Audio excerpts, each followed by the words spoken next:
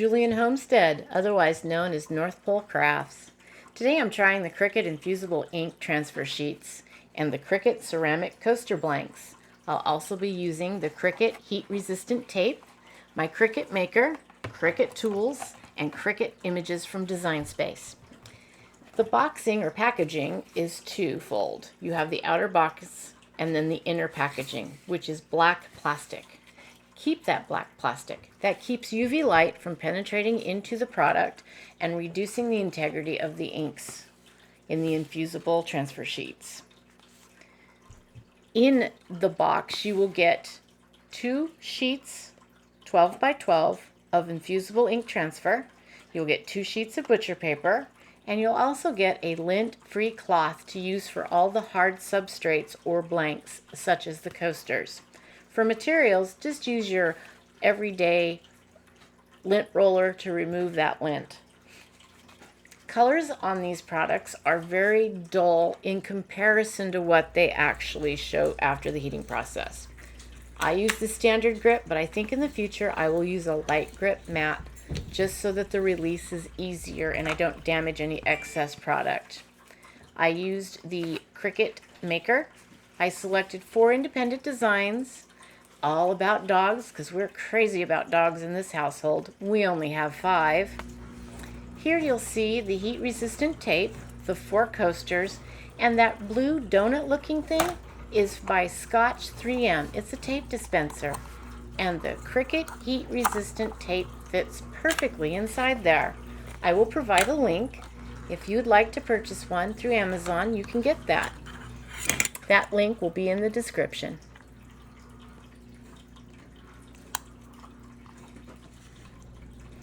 Weeding this material is very easy. I was surprised. Granted, the first time I've ever used this product, so I was bound to be surprised about something.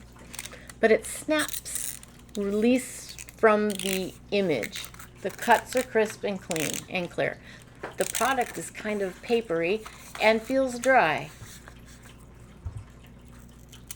I will only weed one of the images so that you can see how easy it is to weed. I don't want to bore you with the other 3. Now watch this. This negative goes out into or past this circle. It just pops right out. Look at this, popping right out. It's really nice. I wish all my weeding went this easily.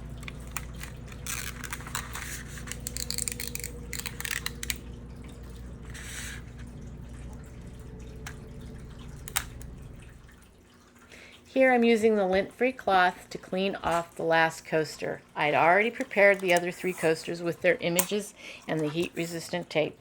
I use 4 strips of heat-resistant tape per coaster, and I pre-cut them for ease of use.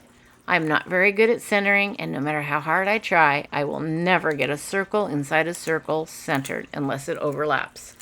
I should have made this images larger. Anyways, I put the heat-resistant tape on the top, the bottom, left, and right, and I wrapped it around the back side.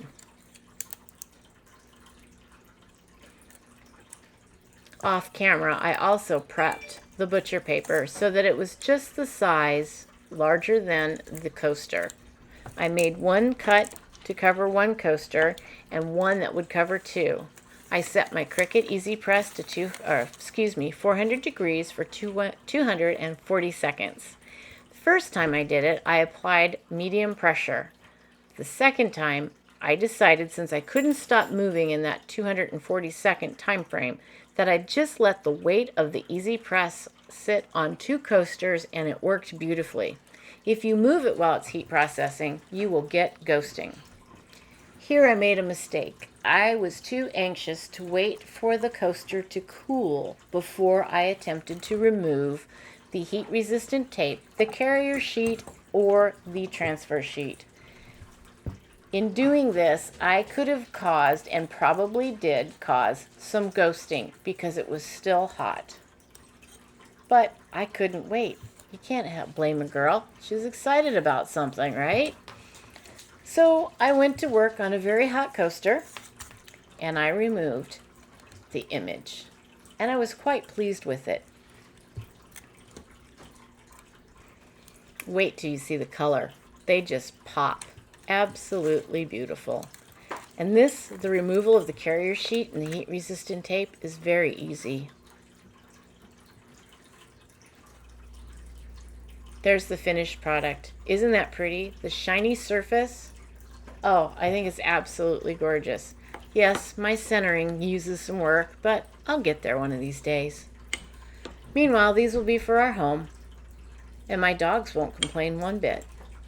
I've provided some pictures to show you up close the mistakes I made, and hopefully they'll prevent you from making the same mistakes.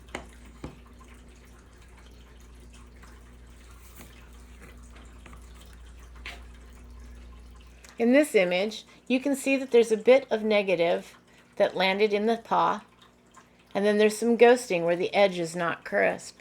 That happened while I was heating it.